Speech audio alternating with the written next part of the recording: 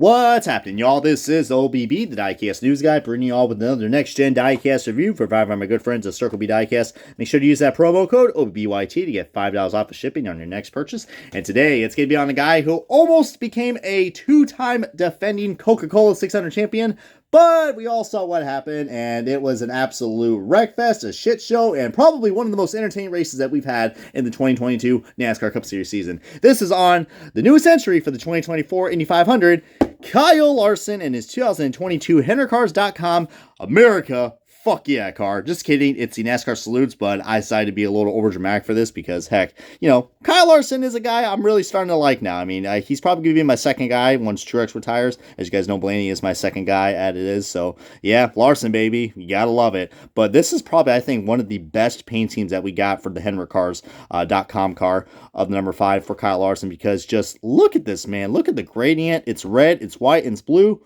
and it's a number 5 Henry car. I mean, and it's a Kyle Larson car. How much more entertaining can that be? But anyways, let's go and kick off this diecast review and the official unboxing of the Kyle Larson 2022 HenryCars.com USA car.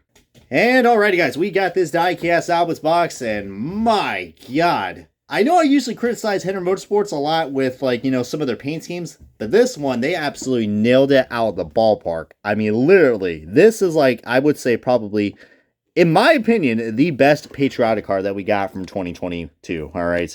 In my opinion. Just because, I mean, it is so perfect. It's not even funny. I'm not saying that because I do like Kyle Larson, but just, dude. By the way, the front end is going to look quite familiar because that's also going to be the front end logo for the 2023 car. So that's the only difference right there. So, get used to that, sweethearts. That's the only change we got for the 2023 HenryCars.com car. But, dude, this thing is so freaking cool, man. It's a simple paint scheme, but it just so works, guys. I mean, it's an America car. What more can you expect? You got those nice, stars and stripes. I mean, my God, you can almost call this car like a goddamn Star-Spangled Banner. I mean, I will say that. But I will say one thing, though. I noticed that the printing right here on the Goodyear tires looks kind of wonky. Kind of almost looks like it has that 144p quality just a little bit. I mean, you can barely breathe. That says honor, remember. So I don't know if this was just, they just kind of ran out of room because you guys know the tires are a lot more of a lower profile and the rims are a lot more bigger. But that is a little disappointing. You kind of see it legible, but you got to really look at it and be like, that says honor, remember. Well, barely. I mean, if anybody's a new NASCAR fan, they're pretty much screwed or out of luck.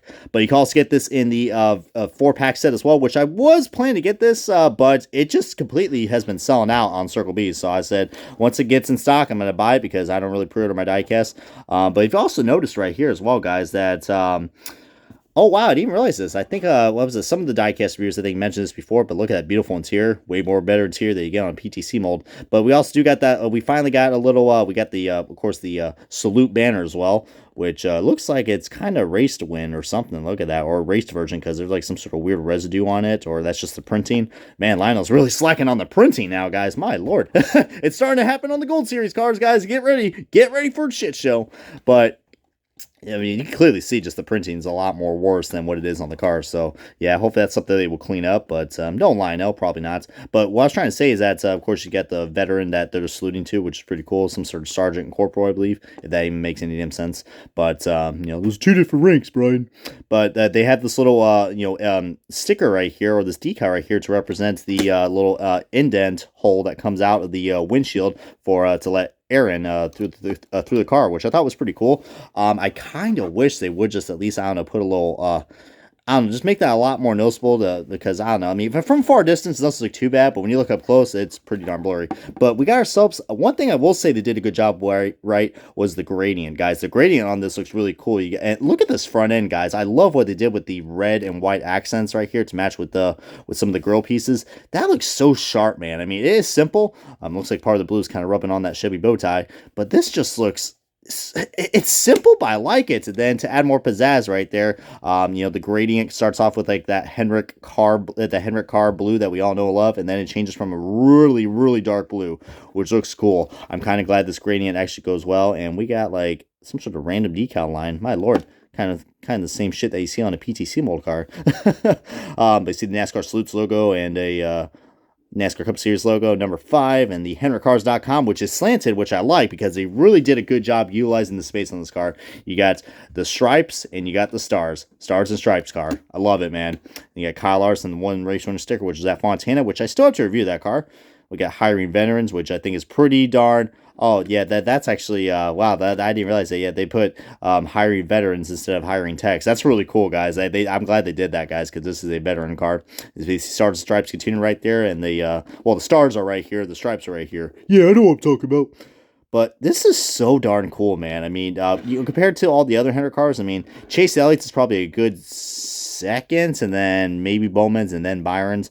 Like I said, I was planning to get the Patriotic set, but this is the one I just had to get because it has been a hot seller, and I can't really, I cannot question that at all, guys, because this thing is just, I would say, one of the best looking diecast for this year, probably in my top 10.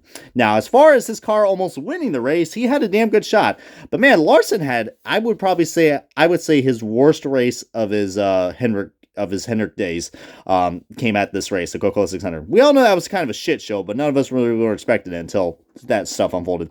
So yeah, Larson was running pretty well, but I think coming down to one of the practice sessions, he crashed.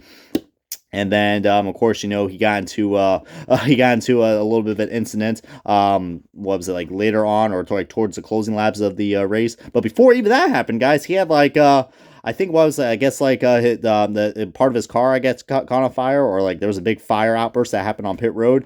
Yeah, I mean, talk about fuel spillage. So thankfully, this is not a raced version, because we'll probably see some fuel residue that's all burnt up and shit. But yeah, talk about a blaze of storm. But to wrap it all up, guys, yeah, Larson nearly had a shot of winning this in this car, and he made a tremendous comeback overcoming all that adversity.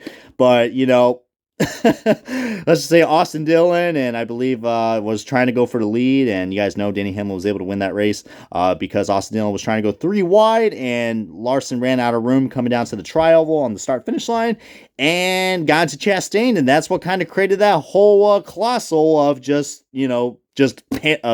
pandemic and mayhem. So yeah, I mean, like I said, that was probably, I don't know, even though Kyle Larson was dominating and doing a good job running that race and leading laps, it's still probably considered one of his worst races, but he still made a comeback, which just shows you just how great this guy can drive in anything. And speaking of anything, guys, he will be attempting to run the Indy 500 coming next year, and you guys know I will be there, so we're definitely going to be in for a real one, guys, coming for the next Indy 500, but we got to go on with the 2023 one for now. But feel free to comment below if you have anything else to share right here, as this is going to wrap up the diecast review of Kyle Larson's 2022 HenrickCars.com USA. Chevrolet Camaro ZL11 Elite for Henry Motorsports. Comment, subscribe, and this has been OBB, and I will catch you guys next time on another Next Gen review.